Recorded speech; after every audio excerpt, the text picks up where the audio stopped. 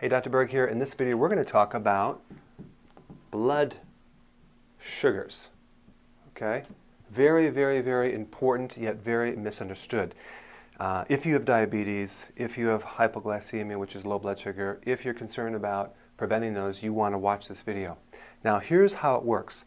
The law of the body is that no matter what, the body must maintain a certain level of sugar in the blood. Okay, so the blood sugar level, we'll call it glucose level, should always be right around 100. Now, if you want to know the units, I think it's milligrams per deciliter, but don't worry about that. But there's blood testing units that you can test your blood, and it should be right here. Now, it does range between 80 and 110, but if that blood sugar goes too high, okay, that's called hyperglycemia. That means that's diabetes. Okay? If the blood sugar is too low, that is called hypoglycemia. Okay? So the goal for the body is to maintain blood sugar of 100. So it'll do everything. It'll tear the body apart. It'll break down your muscle protein with one goal is to maintain normal blood sugar. So almost everything you eat eventually breaks down into glucose or sugar, okay? Even foods that are not sugar. Even protein and fat will break down, and then you're going to build it, the body will build it back up into sugar. So sugar is used for fuel and nourishment to the cells. So the way it works is this. You have this huge organ here called the liver. The liver is on the right side of your body. It's about 3.5 pounds, the size of a football. And then we have this tiny organ right here, which is called the pancreas. And that's right here, and right below the left rib cage. Now, these two organs reciprocate, and what I mean by that is they have a mutual relationship. They coordinate. They kind of control the blood sugars, okay?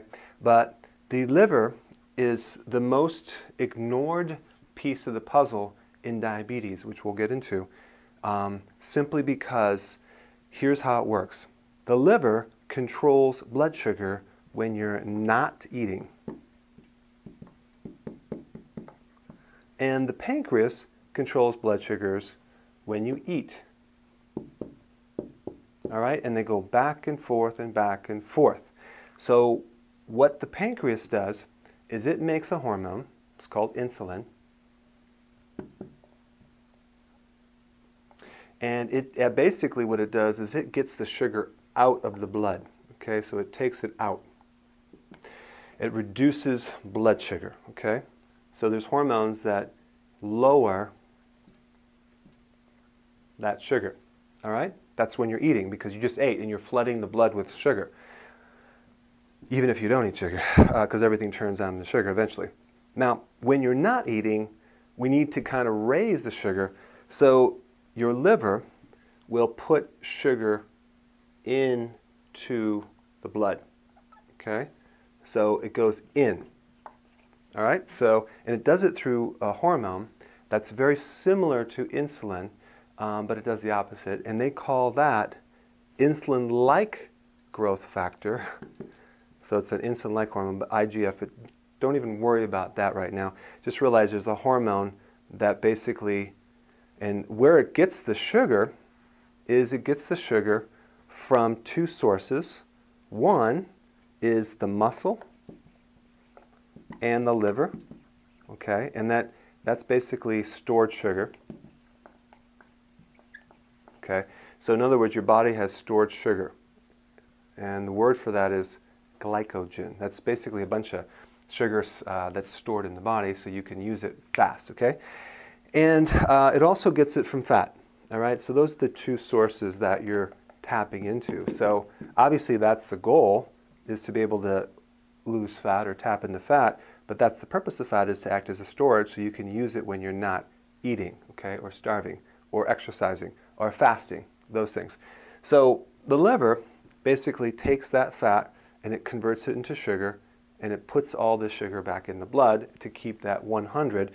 But first it goes after the stored sugar. So this is number one, and this is number 2. So in the presence of any stored sugar or any sugar at all, this fat will not be used at all. The body does not like to burn fat in normal situations unless there's no sugar there, okay?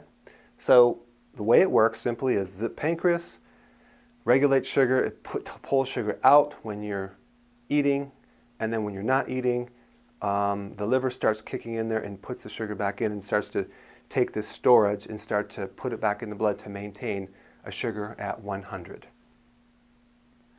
Now let's talk about briefly what happens when that sugar gets pulled out of the blood when insulin goes up. Okay, so there's 3 situations that occur. Number 1, that energy, that sugar could be used as energy, immediate energy. Let's say you're exercising, so you're going to be using up your energy, or during a marathon, the person's eating sugar and it's kind of burning up. Or number 2, it's being stored as sugar, that's stored sugar in your liver and in the muscles. So we want that to happen because if it's stored, then it's not converted to fat. Okay, so I'd rather have stored sugar than fat, right? Because stored sugar is just going to use for energy, but we don't want too much. So there's a certain amount of sugar that's stored in the body. But in order to store this sugar right here, what happens is that you need potassium, all right? Without potassium, you can't store sugar. So for every sugar little molecule, you need 1 potassium molecule, like that. So potassium is like the glue to hold the sugar together. So with low potassium levels, the person will start craving sugar. Why? Because they can't store sugar. So they crave sugar. Why? Because the sugars are going down and the body's telling you, give me that sugar. So the symptom of cravings means your body has low blood sugar and it's really low potassium. So what happens when people crave sugar? They go eat sugar, right? What they should consume is potassium. Now the problem that most people have is they don't really know how much potassium they need on a daily basis. An average body needs 4,700 milligrams. That's a lot. In fact, 1 banana is 400, so you'd have to have 10 bananas. That's not going to work. So we really need, our bodies need 7 cups minimum of vegetable every single day. Now if you're doing 1 cup or 2 cup, it's not going to cut it. And if you're taking a pill, it's like 40 milligrams, you have to have like 100 of them. So we want to do the vegetables. So you can do the kale shake for breakfast as part of it, and then have your eggs, whatever, and then for lunch have this huge salad, for dinner have some more vegetable, but we really want to shoot for 7 cups. And if you're at all interested in managing or improving your blood sugar issues, this is a must, especially if you have diabetes. Okay, so we want stored sugar. And then also, if there's too much sugar to be pulling out, and that sugar is not being used as energy, and you don't have potassium, guess what? It goes right to fat. So it's being converted to fat.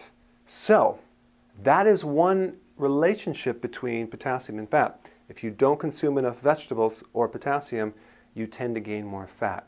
All right, so those are the 3 things that occur with where the sugar goes after you consume sugar and the spike of the hormone insulin from the pancreas. Now the next point has to do with what is diabetes. Diabetes is a condition where your body has no longer been able to regulate the sugar in here. And it comes from consuming, obviously, too much sugar. That's the most common cause. But here's the thing. Diabetes type 2 is a less serious diabetes. Type 1 is a more serious type of diabetes. So type 2 is really a problem with the liver because what happens is they take a drug called glucophage, or another name for it, metformin, and what all that does is it makes the cells in the liver more receptive or receiving more insulin. So they work on the receptors in the liver, okay, receptors. So they increase the conductivity of insulin. So each receptor in the liver for insulin becomes magnified. And there's 200,000 receptors for insulin for every liver cell that you have. So if you can imagine, really what diabetes type 2 is, it's insulin resistive, whatever you want to call it. So I guess the best analogy, let's say you had a bunch of telemarketing people call your house over and over and over every day for a year. You're not going to pick up anymore, okay? You're not going to keep picking up every time they call. You're going to be a bit resistive to that communication. So that's what diabetes type 2 is, being very resistive to insulin, and then they take this drug called glucophage, which basically makes it more, it picks up the phone a lot more. So then now we can receive that insulin communication and thus lowering the blood sugar, okay? So the diabetes medication lowers the blood sugar. So usually because these diabetes, it's a high sugar state. And the problem is that if you ever have a low blood sugar and you take these medications, it's going to make it worse because you're going to go even lower. So you don't want to take medication if it's too low or normal, only when it's too high. And the problem, when the blood sugar goes low, many times people are taking sugar pills, which basically make the problem worse because now you're going to spike the insulin too high. We're trying to avoid that situation. Now, type 1 diabetes is not a liver problem. It's a long-term chronic problem of the pancreas. And now the cells of the pancreas that make insulin are exhausted. And they pretty much just stop working. So therefore no insulin is being produced. Therefore the sugar goes higher and higher and higher and higher. And so then now they need insulin injections to lower the sugar, and they have to keep taking it through the day. They have time release and all sorts of things. So that is the difference between these two. Type 2 is the liver, type 1 is the pancreas problem. This is worse because now you don't make any insulin. Type 2, you do make insulin, but it doesn't work in the liver. So that's the relationship between the two. And then the real underlying cause, our bodies are not designed to consume 149 pounds of sugar per year. Our bodies are not designed to consume as much sugar as we're eating. I mean, even baby food is loaded with high fructose corn syrup. You have all this juice that the kids are fed, and what we consume, the sodas and all that, we have way too much sugar. And the cells just are not designed to handle that, and it puts it right into an exhaustive state. So you have a lot of people going around in diabetes, but you need to understand where the source is. And so the next part I'm going to show you some even deeper information on that little cycle. Okay, now check this out. We talked about the liver and the pancreas, and the hormone in the liver and the hormone in the pancreas. What's fascinating is that this hormone is 100 times bigger than insulin as far as quantity of hormone. In other words, the ratio is 100 to 1 as far as the work that's done. The majority of work of establishing blood sugars is done by the liver, yet very few people emphasize the importance of the liver in maintaining blood sugars. It is one of the most important things to keep healthy when you're trying to establish blood sugars, simply because the quantity of work that the liver does is 100 times bigger than insulin. But everyone focuses on insulin. Now how did that happen? Why don't doctors know about this? Why don't they make this more available? Because and I found this, I looked at the units that they measure this hormone in the liver. It's called IGF. The units are different than insulin. So in other words, they measure this hormone, what's called nanograms, and this hormone by micromoles. So they're completely apples and oranges. So you cannot see this 100 to 1 ratio. In other words, it's kind of like measuring metric versus inches, or Celsius versus Fahrenheit, or gallons versus ounces.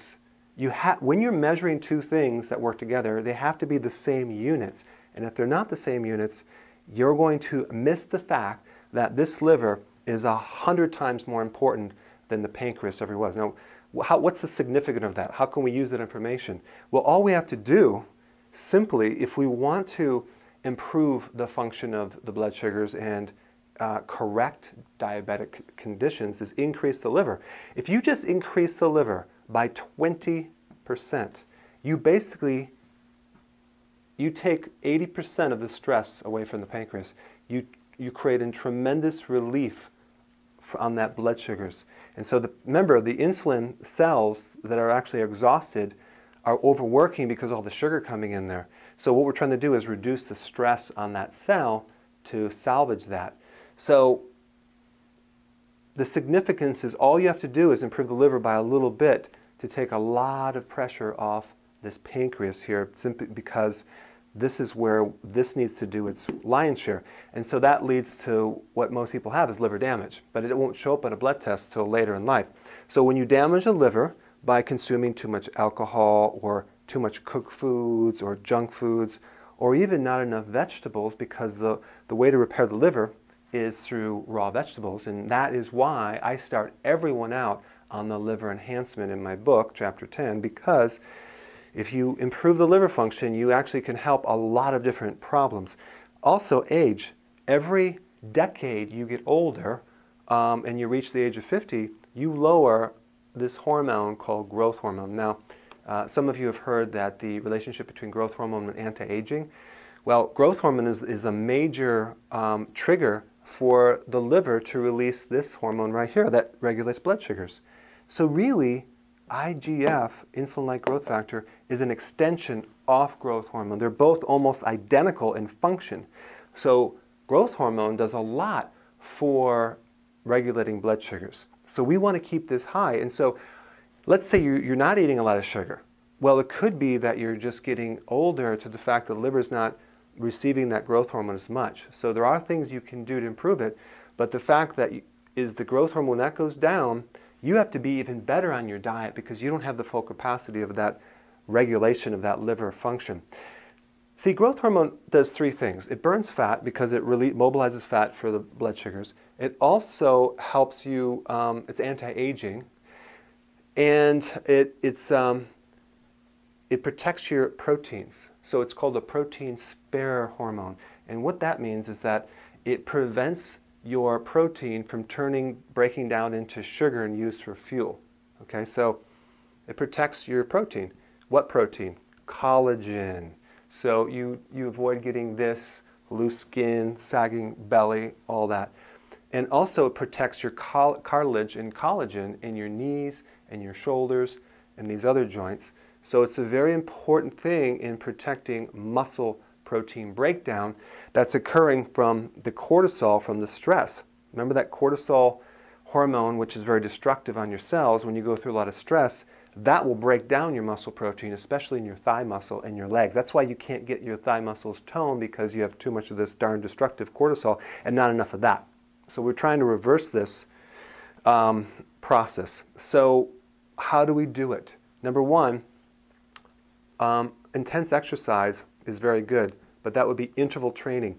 Very important to keep growth hormone up. And I'm talking like short little tiny workouts, maybe 30 seconds, resting for 3 minutes, back and forth every other day, versus the treadmill.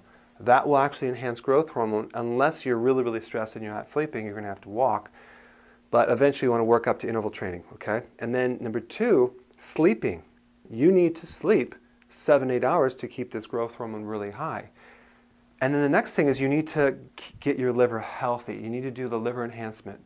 You need to really protect your liver and improve it. And so what are the foods that will improve the liver? My favorite is, you guessed it, kale. Everything comes back to that kale, doesn't it? We've talked about that in every single video, and kale is one of the superfoods to heal and protect your liver, because the liver loves the bitter vegetables, and it's low sugar, and it has a lot of properties to restore liver function. And when you have that kale shake in the morning, the liver will improve, and you'll get a lot of potassium, and you'll get more growth hormone, and you'll get less insulin, and you'll crave less, and you'll be able to maintain your age better and prevent the protein breakdown. And I've had lots of people improve their blood sugars by taking kale. So I hope this video helped you understand some of the basics of blood sugars and apply this information, and I'll see you in the next video.